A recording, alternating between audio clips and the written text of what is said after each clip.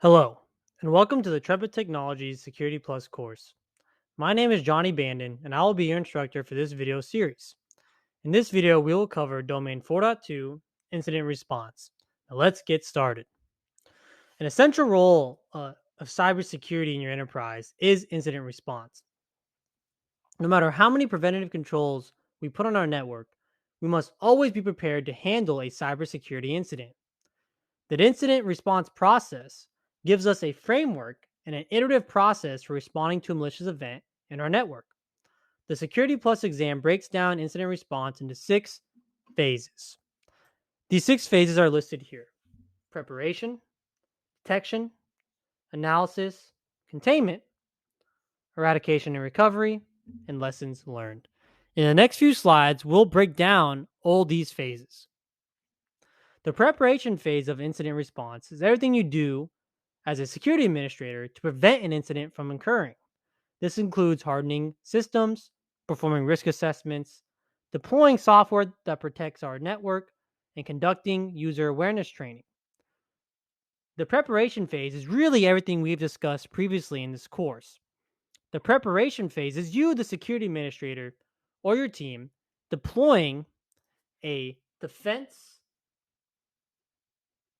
in-depth approach and securing your network.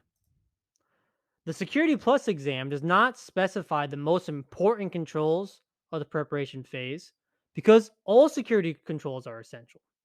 However, sometimes defending your organization's network can look very different. If you work for Google or a small e-commerce company, the security controls that you put emphasis on are going to look a little different. So, as a security administrator, it is essential that you identify the attack vectors in your network and work to secure those vectors. Now, moving on to the detection phase. To respond to a security incident, you must first be made aware that an incident has occurred. As security administrators, we must install detection methods on our enterprise to alert us when a malicious event has happened. We can achieve this goal by installing hardware and software like IDPs, EDR, DLP, CASB, all the things we've already talked about, right? And you can establish baselines in those devices, and any activity that deviates from your established baseline can be considered an incident. You must also classify and configure your monitoring tool sensitivity so you can have proper alerts being sent. For example, if you deploy an IDS system that does AI and feed it tainted training data, you could have a system with high reporting for false positives. We need to ensure that our detection methods work for our enterprise. The analysis phase involves you, the security administrator, or your team investigating the alert to make sure that the alert is accurate.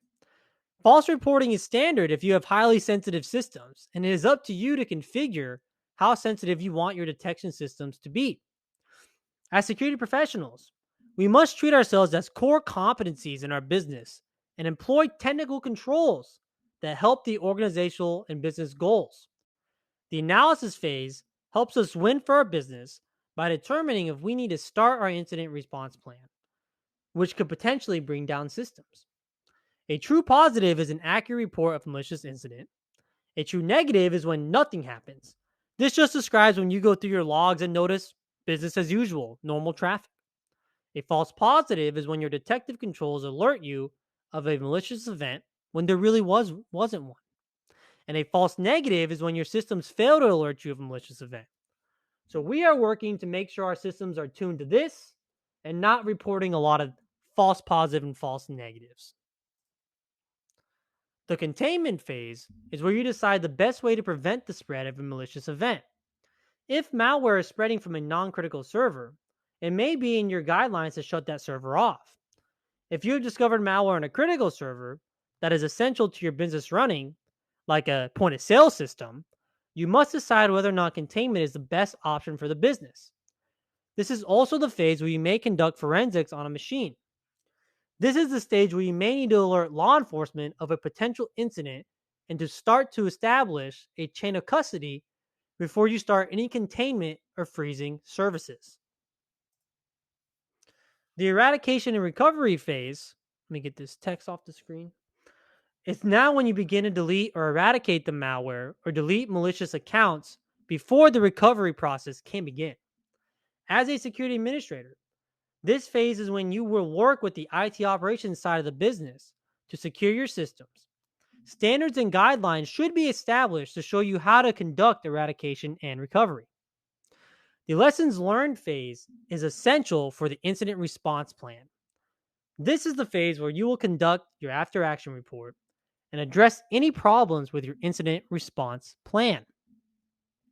The lessons learned phase should be where you start to improve your processes and make a point to document any actions taken that can be reused in the future to speed up or to make your incident response plan more efficient. Exercises are an excellent way to test your incident response plan before an actual live incident occurs on the network. A tabletop exercise involves key stakeholders and representatives from each department to discuss each department's roles and responsibilities if an incident occurs.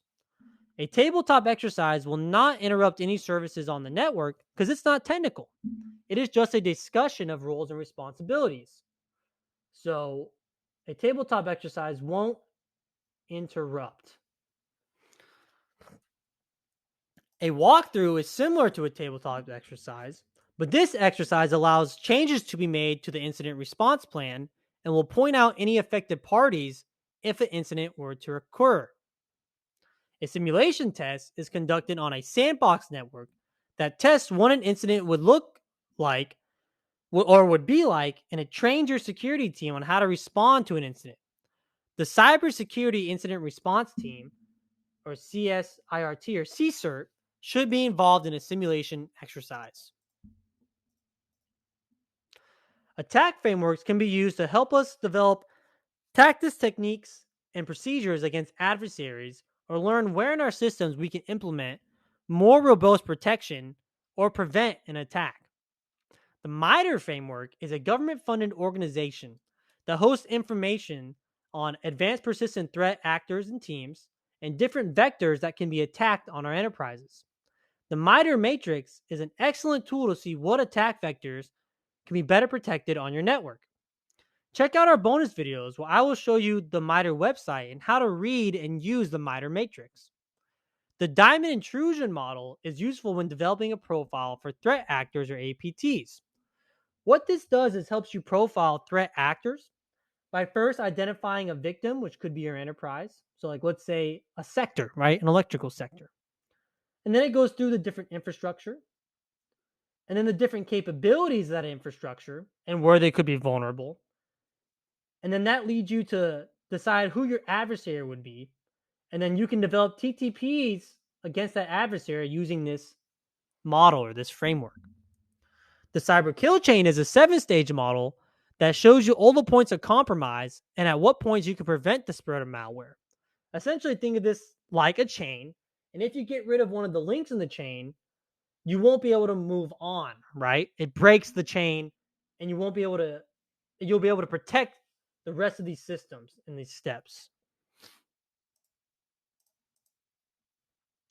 Different business plans should help guide incident response and business continuity. These business plans are essential when presenting to the stakeholders of an organization how the cyber team brings value to an organization if a disaster were to occur. A communication plan defines the roles in IT management when communicating an incident outside the organization. For example, a communication plan will designate how and who will talk to law enforcement if a data breach occurs. A disaster recovery plan is the guidelines a business puts in place in case of a natural disaster. This document will outline how to respond to a hurricane or earthquake disrupting your infrastructure. A business continuity plan is the guidelines or the standard operating procedures a company puts in place in case of any disaster or incident that brings the company offline. All right, that wraps up this video on incident response.